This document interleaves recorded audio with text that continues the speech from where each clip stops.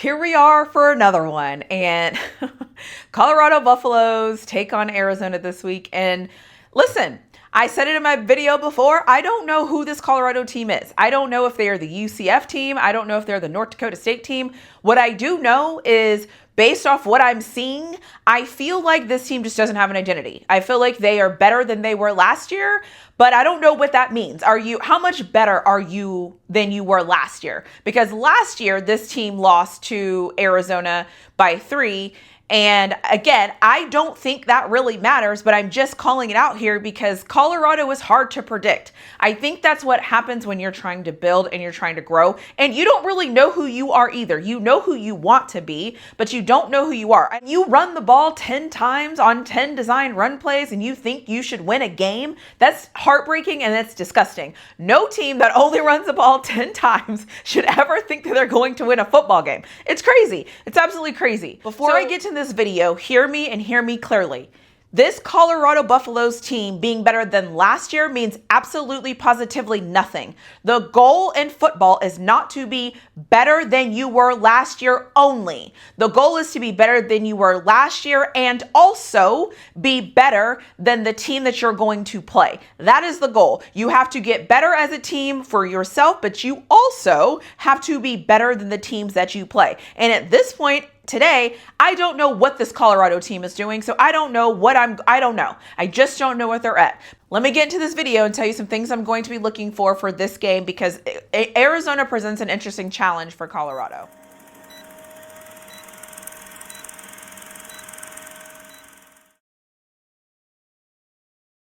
So last year is over. That season is over. It's done. This year, I was told they have 100+ years of NFL experience. They have all of this and they have all that. All these coaches are here. We're going to be better. We're going to be better coach. We're going to know gap integrity. We're going to do all these things, right? I want to see that. I want to see the game plan that was put in place to beat UCF. Where did that game plan go? Where did that balanced offense go? I want to see that balanced offense. And for those of you that have convinced yourself all week that it's okay because we only lost by 3 points, it is bad. It is bad because you only ran the ball 10 times. You had negative 29 yards rushing. Shador took he took 6 sacks and you lost. Your team could not stop the run. Kansas State stopped running and that made the game easier for Colorado in the fourth quarter. But the game wasn't good because Colorado can't stop the run. And so I am very concerned this week because Arizona is going to present some interesting challenges and I hope CU steps up to the challenge.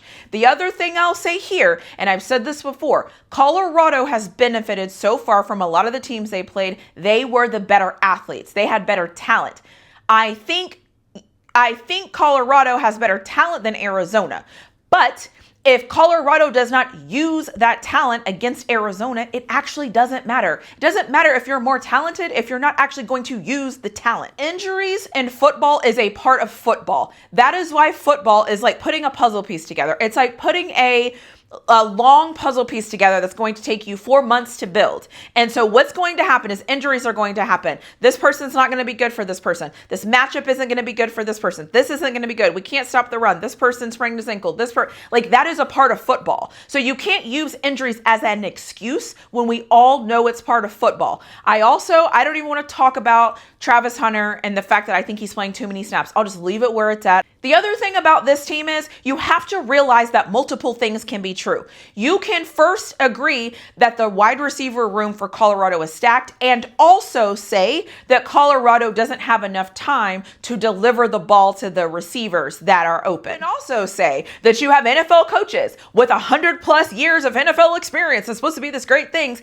And you can also say that those same coaches are not putting their team in a position to win the game. Multiple things can be true. You can be better than last year and still not be better than the teams that you're playing. All of these things don't really matter when you really break this down because the truth is you have to go out there and win games and the coaching has to make sense. The players have to do what they're supposed to do and things just have to make sense. So having said all of that, let me get to the 3 things I'm going to be focused on this week. The one thing I will say about this Arizona team is they remind me exactly of what CU was last year. They don't do a great tackling. They don't do a great job tackling. They just look a little discombobulated. Their quarterback will throw the ball a lot of times and do all these things.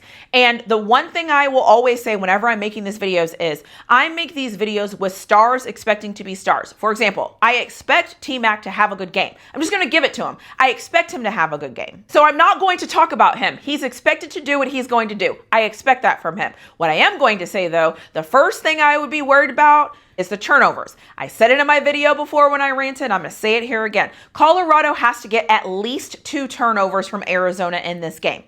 The good news is Arizona is gifting the ball to the other team. I think they have like 12 turnovers up to this point. So the first thing I'm going to be looking for is, can Colorado turn over Arizona? If Colorado has at least 2 turnovers, I think that looks good for Colorado. If Arizona is just lining up and chunking the ball to T-Mac and T-Mac is just going to have 275 yards receiving or something like that, we're going to be in trouble. So the first thing I'm going to be looking at is, can Colorado force turnovers on this Arizona team, an Arizona team that has been gifting other teams the football all season? Can Colorado come in there and get those 2 turnovers minimum in order to neutralize this game? So that's going to be the first thing that I'm going to be focused on. The second thing I'm going to be focused on is, this should come as no surprise after we watch what Kansas State did.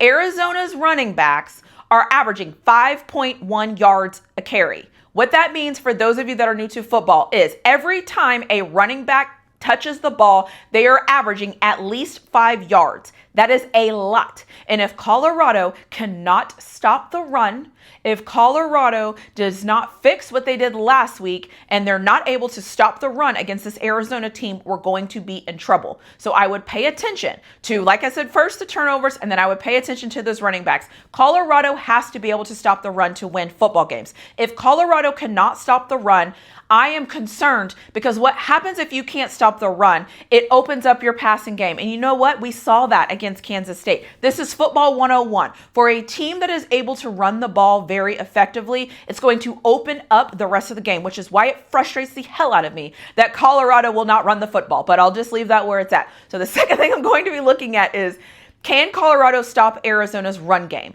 If Colorado can't stop Arizona's run game, I am very concerned at this game, because we know who T-Mac is, and not stopping the run, that is not good. You do not want to be in that place. I hope that Colorado figures out a way to stop the run. The third thing I'm going to be looking for, and this is very important for everybody involved, is going to be, how do we protect Shedeur? Hear me out.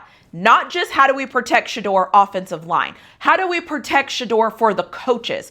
What do the coaches do to protect Shedeur? How do the coaches make sure that they're calling plays and they're being effective to actually help Shedeur? So how does that offensive line help Shedeur? And how do the coaches help Shedeur based on their play calling? And third of all, how does Shedeur help Shedeur? Shedeur, for some reason, has been hiking the football and running back and spinning around and doing all these things. That is on film, and Kansas State showed you that they are watching you do all that spinning around, and they're waiting for you to do it, and they're waiting for you to do all these things. What I want to see in this game is, will Shedeur step up in the pocket and make throws? Or is he going to retreat, back around, spin around, and do all of these things and hope one of his wide receivers get open? I really hope to God in this game, this is the game that we protect Shedeur from a coaching's perspective, from an offensive line perspective, and from Shedeur's perspective, because Shedeur has some responsibility in this as well. It's not just the O-line.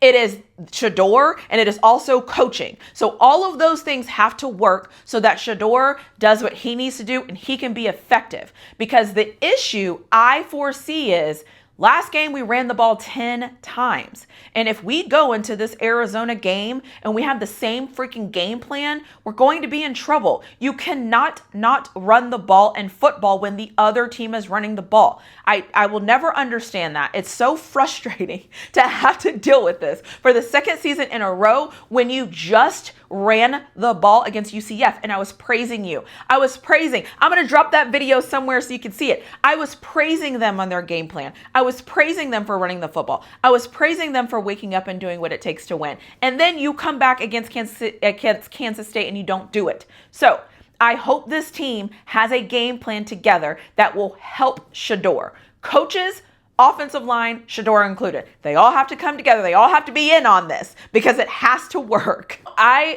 don't know who to pick in this game.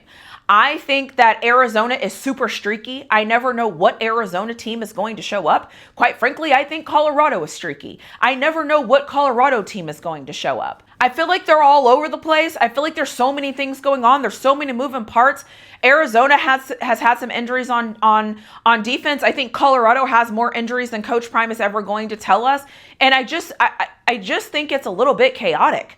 So on the one hand, I want to pick Colorado because I'm a Colorado fan and I want them to win this game. But then when I think about all the things I saw against Kansas State, and the game plan was terrible and they couldn't stop the run, and I think Arizona's going to run the ball, and I've seen Arizona get sacks. I think Arizona has like 11 sacks up to this point. Before Kansas State played Colorado, they had 12 sacks. So that's when I don't know. I don't know who I want to pick. And I guess if I just go with something that I want to pick just for the making of this video, part of me wants to pick Arizona because the last time I picked against Colorado and I picked UCF, Colorado came out and took care of business.